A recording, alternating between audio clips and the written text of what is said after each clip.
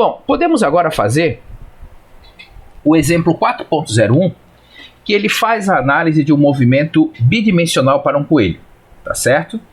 Então, olha só, ele me disse o seguinte, deixa eu só colocar aqui um eixo X e um eixo Y,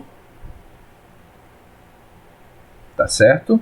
Deixa eu colocar aqui para onde que cresce o meu eixo X e o meu eixo Y, tá? Opa! X. Bom, um coelho atravessa um estacionamento no qual, por alguma razão, um conjunto de eixos coordenados foi desenhado. As coordenadas da posição do coelho em metros, em função do tempo, são seguidas em segundos, são dados por. Então, essa equação aqui, ela vai me dizer onde que o objeto está na direção x ao longo do tempo. Essa equação aqui, ela vai me dizer onde que o coelho está na direção y ao longo do tempo, tá certo? Bom, aí vem a letra A. No instante t igual a 15 segundos, qual é o vetor posição r do coelho na notação dos vetores unitários e na notação módulo ângulo, tá? Então, olha só, se eu quero saber, deixa eu só jogar aqui um pouquinho para cima, isso. Se eu quero saber, na letra A, qual a posição do coelho no instante t igual a 15 segundos, eu vou fazer exatamente aquilo que eu já fazia lá no meu capítulo 2. Então, por exemplo, se eu quero saber o meu Rx, o que eu vou fazer?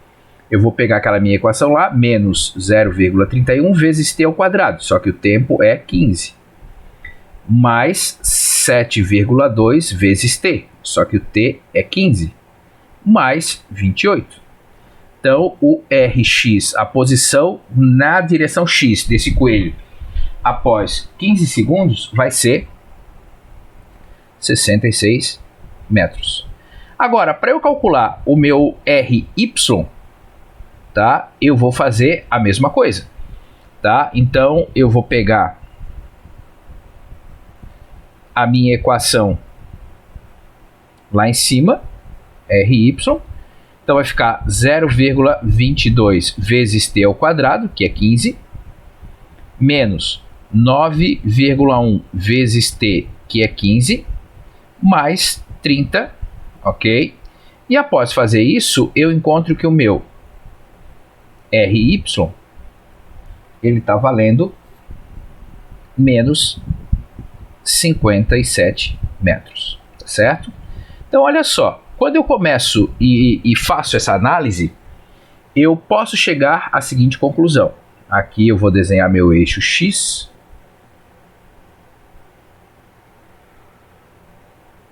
Aqui vou desenhar o meu eixo Y. Tá? Vou colocar aqui sentido positivo é para cá.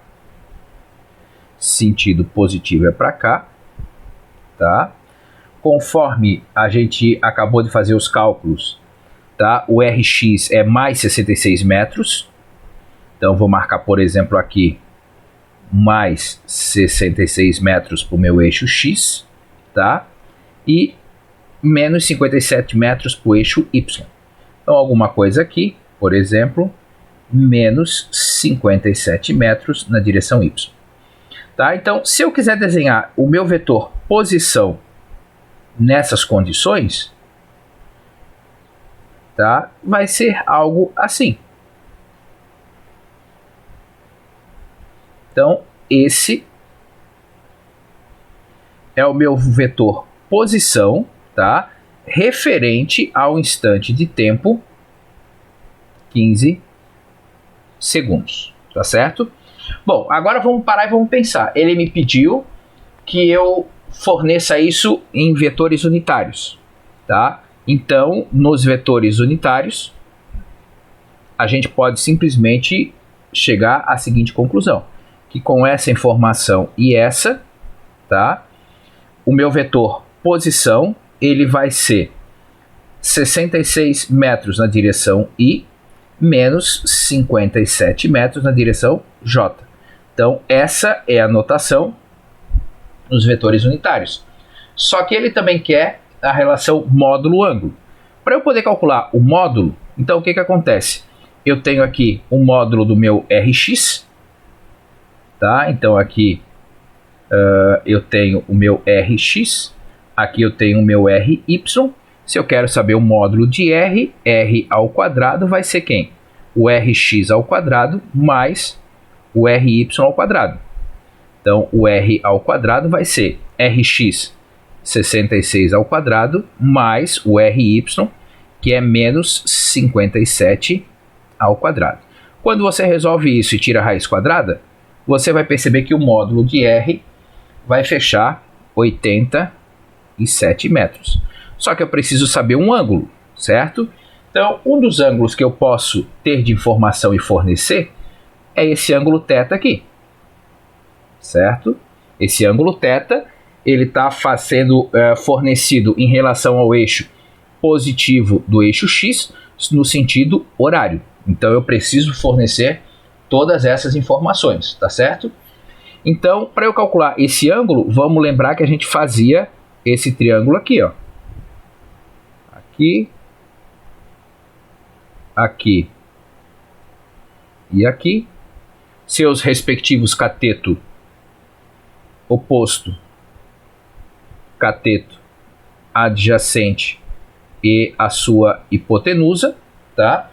Se eu usar que tangente de θ é igual a cateto oposto, que é menos 57, sobre cateto adjacente, que é 66, tá?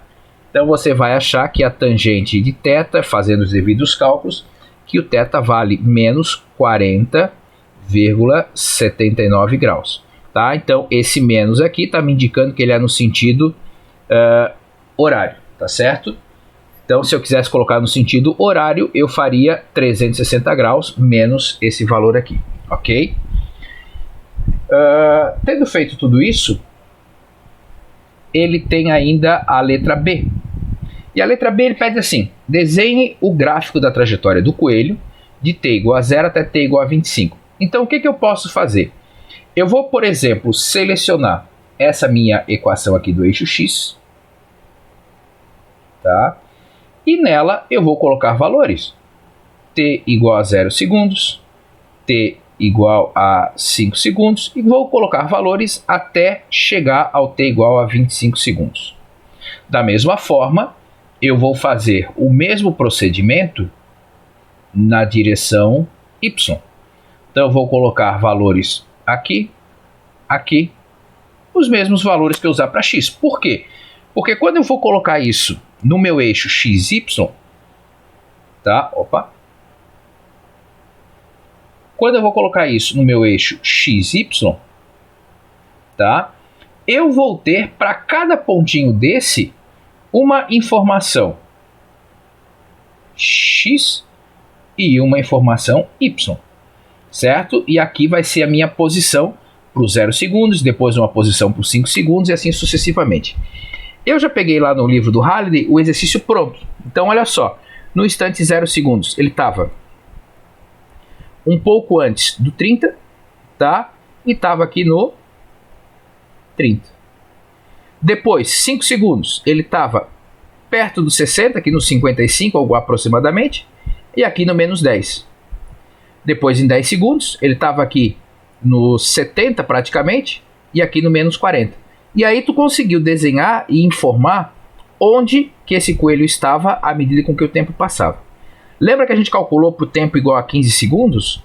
Então quer dizer que nesse caso aqui, ó, o meu vetor posição, lá no instante 15 segundos, fazendo e aproveitando o desenho que o próprio Halliday nos forneceu, tá certo? Ele está aqui, ó. Então esse é o vetor posição para o instante de tempo 15 segundos, tá certo? Fazendo aqui em escala, bonitinho, organizado. Mas aqui eu fui calculando para 0 segundos, para 5 segundos, para 10, para 20, para 25, a posição e a trajetória que o coelho percorreu ao longo de todo o movimento dele, ok? Num próximo passo, o nosso objetivo é calcular a velocidade. Agora, ela não é mais só uma velocidade média, ela é uma velocidade vetorial média. Tá?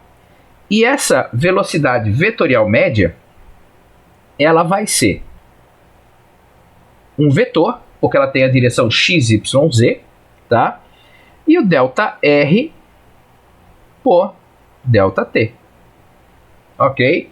Lembrando que esse meu ΔR, como nós vimos anteriormente, ele vai me fornecer um Δx na direção y, só que agora eu vou dividir pelo tempo, mais um ΔY na direção j, que eu também vou dividir pelo tempo, tá? Mais um ΔZ na direção k, que eu também vou dividir pelo tempo. Se você lembra de todas as informações que a gente já fez, tá? Isso significa dizer que eu vou ter uma velocidade média na direção x, vou ter uma velocidade média na direção y, vou ter uma velocidade média na direção z. Mas além da velocidade vetorial média, eu vou ter a minha velocidade vetorial instantânea. Então, velocidade vetorial instantânea. Então vamos lá. A minha velocidade vetorial instantânea,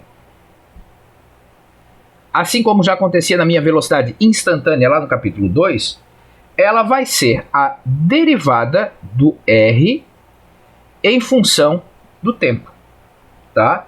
Então, novamente, aqui eu vou ter uma velocidade dx dt na direção y, mais uma velocidade dy dt na direção j, mais uma velocidade dz dt na direção k.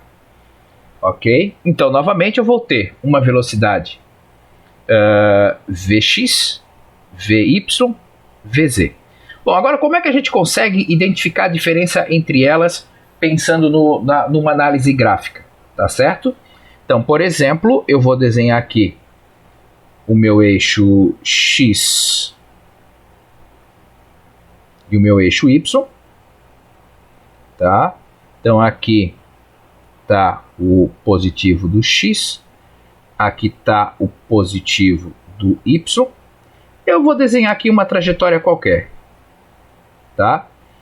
Bom, eu vou ter aqui, por exemplo, um vetor posição R1,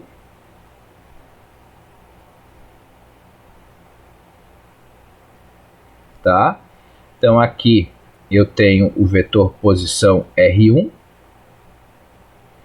Eu vou ter aqui um vetor posição R2, por exemplo, esse daqui, tá? E para eu calcular a minha velocidade vetorial média, então a minha velocidade vetorial média, eu tenho que saber o ΔR sobre ΔT. Bom, quem é o meu ΔR? O meu ΔR vai ser R2 menos R1, que vai ser esse vetor aqui, que vai ligar daqui até aqui. Então, esse é o meu ΔR. Bom, agora vamos pensar. Se o meu ΔR tem uma direção em sentido fixa, a minha velocidade vetorial média também vai ter que estar nessa direção em sentido. Ou seja, a minha velocidade vetorial média vai ter que estar, de alguma forma, atrelada aqui. Então, essa é a minha velocidade vetorial média. Agora, a minha velocidade instantânea. Então, por exemplo, nesse ponto aqui, a minha velocidade instantânea vai, por exemplo, estar aqui, ó. Tá? Então, aqui eu tenho a velocidade instantânea, vetorial instantânea, na posição 1. Aqui, na posição 2, eu vou ter a minha velocidade vetorial instantânea na posição 2. Tá? Então, cada uma vai ter a sua direção e sentido. Ok? Essa aqui, como é uma derivada, ela vai ser tangente à trajetória, sempre. Então, ela vai tocar a trajetória num único ponto. Ok?